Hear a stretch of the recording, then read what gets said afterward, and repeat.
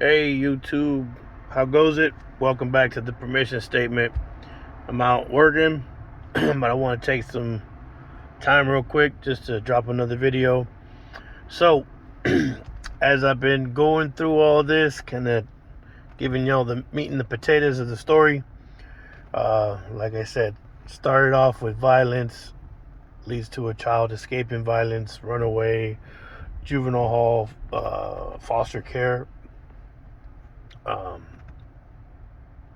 to the block, to youth authority, to the conservation corps, to the job corps, to the army.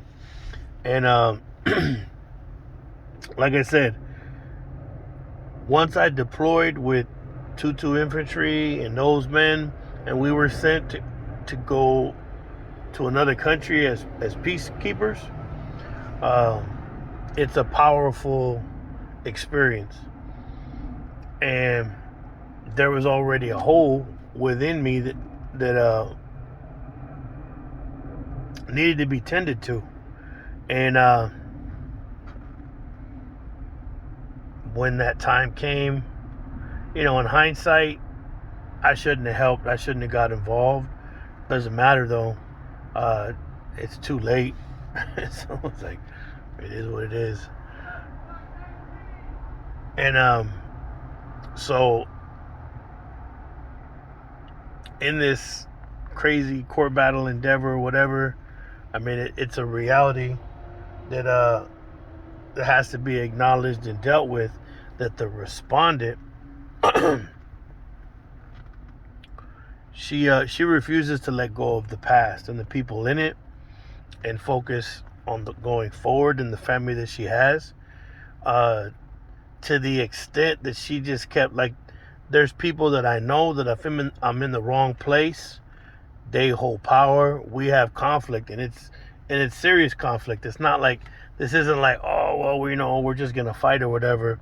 Somebody gonna die under the right circumstances. So taking that into consideration, the laissez-faire, apathetic approach of this individual, it's a form of betrayal, and it just got worse and worse. And then she wanted to take our son down into Mexico, and that's where these people are concentrated and most powerful. And the mutual friends or connections that we have, it's just too close for comfort. And rather than giving a shit about that, it was more important that, I want to go drink and I want to go get fucked up and in this place and eat tacos and shit. Nothing of significance that really means something. Nothing like, oh shit, my relative is dying in this area. Nothing like that. Nothing more than just bullshit. And so that whole complacent mindset, that's front and center with this issue right now. And so it kind of started to become almost obvious that her intent, at least potentially, if not without a doubt, was to lead me into an ambush of some kind. And some people would be like, nah, but anybody else that's been going to court or otherwise that's seen it from an alternate angle. Like, I know a lot of the people that are her enablers and these people that work for Napa County, for the most part, they're not gonna be able to see through that because they don't want to. They don't want to have to be like, oh damn. They don't want to have to rotate the lens and glass and look at it from a different angle. And because that means this person, I mean, who the fuck would do that to their spouse? Somebody that stood by them and all that. Then you find out that she's got a life insurance policy on you that you didn't even know about. And this person's the beneficiary of all this. Then you find out she's down there sneaking around with some shitbag that she used to fuck. And she knows that this fool has also ties to the very same people that you stood against on behalf of these people. So, I mean, all that collaboratively is more than enough reasonable doubt in that individual. And so that's part of that narrative that's under the narrative is there's no excuse to justify her actions. And the outcome is punishment for me because I suffered through this. I'm suffering fucking horribly, man. To go from being with my son every single day to only seeing him once a week. And yeah, it fucking sucks.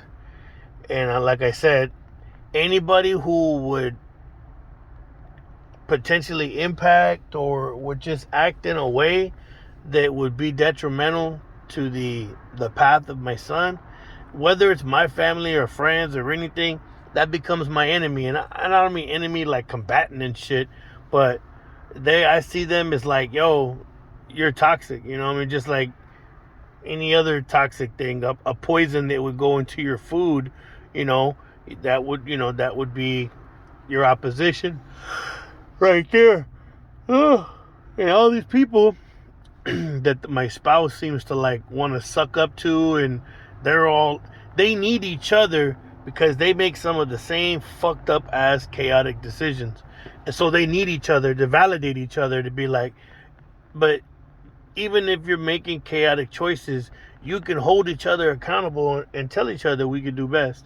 But when you're dealing with narcissists or a narcissist and the people that they surround themselves with, that protection layer, it ain't gonna work when you're trying to just be truly righteous.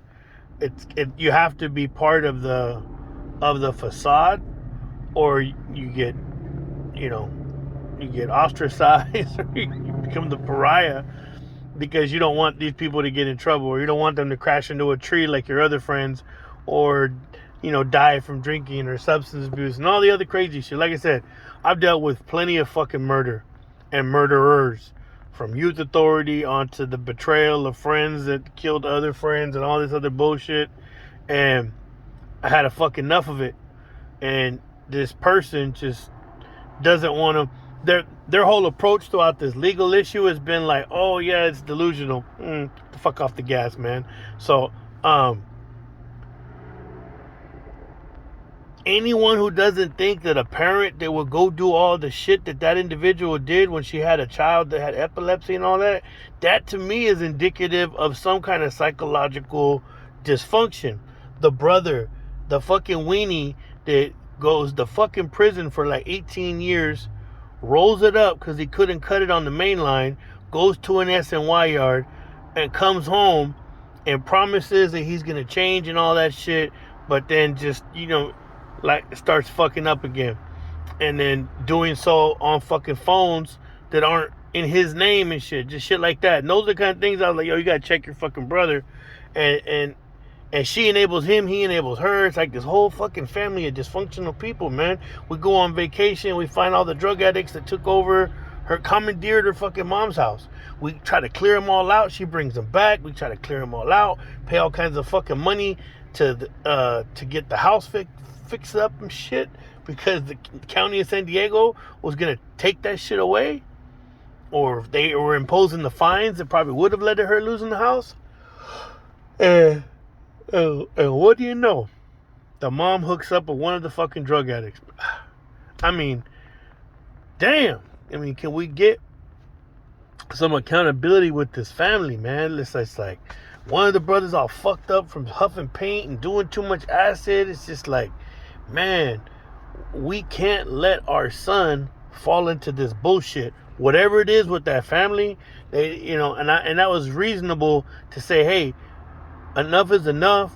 She keeps wanting to put on her cape and fly, go to San Diego every time they got fucking their shit, and then they fuck it up again right after we fix the problem. They fuck it up. So that's what I'm saying. It's this toxic, sick fucking family with some clear mental health issues or something. And this person's functional and intelligent in many ways, but there's got to be is there anybody here that will say, yeah, that's normal for somebody to like fucking go start fucking a fucking heroin dealer you're supposed to be stopping from committing crimes, and then going and doing the same shit with this individual when you got a kid and you just fucking dump your kid off, and then you got another chance, and then start drinking again and drinking and driving, and then fucking meeting, it's just like that. There's got to be something wrong. That just can't be alcoholism or addiction right there. That's got to be something else. But it's like the elephant in the room, and then this person works for the county, and this attorney and her worked very hard. The fucking turd fucking threatened me initially. Like I said, we'll go there. But it's a trip because I'm still here, and I haven't folded, and I'm not gonna fold. Despite right now, I'm dealing with people that are on that whatever. They're on that level, whatever, right? And I'm not going to capitulate when it comes to the safety and the well-being and the future of my son. And I keep seeing all these studies done about how the importance and the significance of father being there. Either a son should be raised with the father or both parents, because single mother homes seem to be connected to, and they have higher they have a correlation to, like higher prison numbers and young men going to prison. And a lot of that, I feel, has to do with the toxic enabling and the mollycoddling in some senses, that a father is supposed to take the time and show his son, like, hey, this is the path right here, and that time has to be invested. And unfortunately, some of these mothers, like the mother in this circumstance, just instead of letting the sons be accountable, she's always fixing it for them, so they never genuinely get it through their skull. Because anybody did 18 years, a 40-something-year-old man bitch living with his mama after that, he should have got it already. He should have got it.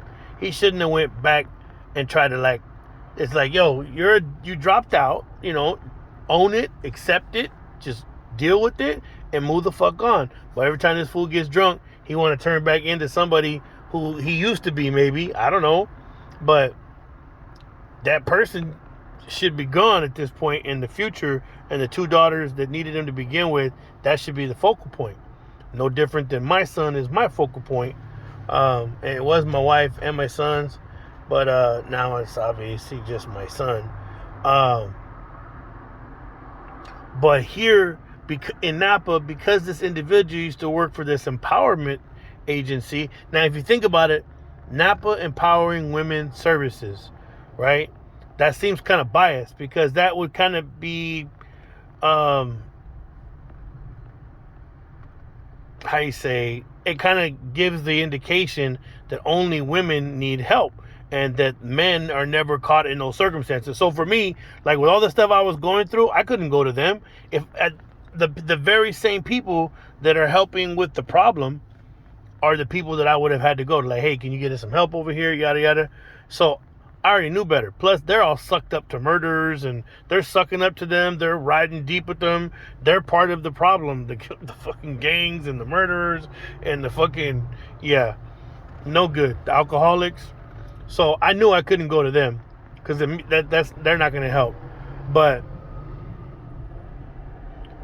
these individuals that are kind of succumb to their own weaknesses, I would say, in these relationship with these toxic men, makes them toxic females, and they try to sell it as empowerment. But I mean, step back and really take a look. Is there anybody that's going to try to argue that somebody that goes and marries somebody doing life for murder is empowering themselves? Or somebody that allows themselves to get cheated on repeatedly and all that stuff, that's empowerment? Come on, man, that's the antithesis of empowerment, I would think. But what they do is they try to conflate the two, so that if anybody tries to hold the individual accountable for the alcoholism, even though they got DUIs, they went to jail for that shit, all that whole narrative and history, they'll try to shield behind it and say, oh no, you can't, you're what do you call it, attacking the power. What? man, that's not empowering. That's like the opposite of that shit. Um, because when I met her, like I said, she was fucking my friend. She wasn't fucking the dude that she got arrested. That fool went to go do the time for their crimes. She got a little slap on the wrist. She was trying to get her kid back. She was having to go do these programs, and she was fucking my friend. And then we started fucking. So when she found out she was pregnant by my friend, rather than me saying, "Oh no, I can't be with you" or nothing, I definitely didn't want no hand in the death of another man's child, especially somebody I know that I call friend. We're already, doing something, I guess you would say, underhanded. So maybe I have it coming to me when she was hanging out with this dude she used to fuck and all that shit. Another gangster, another gangbanger. And of course justifying it. And behind my back, going down like crazy shit. Like the whole narrative just gets insane. But instead I said, I'll stay with you. And that's probably a simp or whatever. Some will probably say, all right, cool, but I saw something. And so that would be me empowering her, not saying, oh, you have to do. So I did the very best that I could and still got betrayed. I didn't cheat on nobody. I didn't do any of that dirty Mac stuff, but I still got that toxic betrayal from this individual. And the irony is she sought to justify all the stuff that she did. That's why I was like, holy shit, this really is a narcissist, man. And then to like keep having tried to lure me down, going down there and hanging with some dude she used to fuck, who's connected to the people that did the murders and all this other shit, the people that I took a stand against on behalf of these other people that I probably shouldn't, but still did. Doesn't matter, can't undo it. And the fucking conflict is real. And I'm supposed to trust her and her fucking stupid brother this dude, I swear, I don't like calling people stupid because I'm not the most, the hyper intellectual individual myself, but he's one of those dudes that tries to act like he's like, tries to act like he commands whatever the subject matter is that he's talking about, but he doesn't know what the fuck he's talking about. Like a lot of times he would start to kick religion stuff, and then I'd be like, okay, well, let's have a, theocratic fucking discussion and shit, or theologian, whatever fuck you want to call it. And I'll say, okay, yeah, Revelations. Oh, well, I didn't really read the Bible. What? Stop. Hold on. Wait a second. What? So you've been saying adamantly that the Bible is the Word of God and you believe it's the Word of God, but you've never read it? You did 18 years in prison. You never read the Bible? You don't know Revelations, man? So it's like you can't have a discussion with somebody like that because it's just, man, they ain't done their homework. They don't do the research. But yet they always want to just sit there and have this back and forth and try to hit some one-liners and everything, to make it seem like, okay, yeah, I really got a grasp on this shit. Like, obviously not, man. Obviously you don't.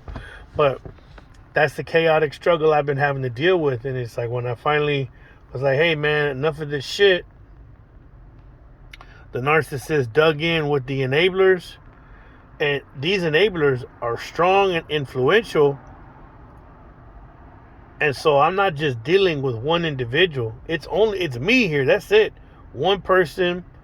And it feels like I'm the little Dutch boy with the dam here, and they're all on the other side, the water on the other side of the dam, because they seem to have a vested interest.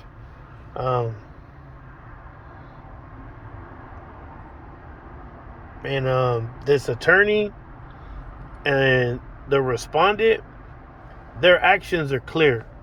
And so since they wanted to take it there and open Pandora's box, we open it all the way. Because once it's open, and it's already there. So here we are. Ride with me, because the narrative is about to get more chaotic.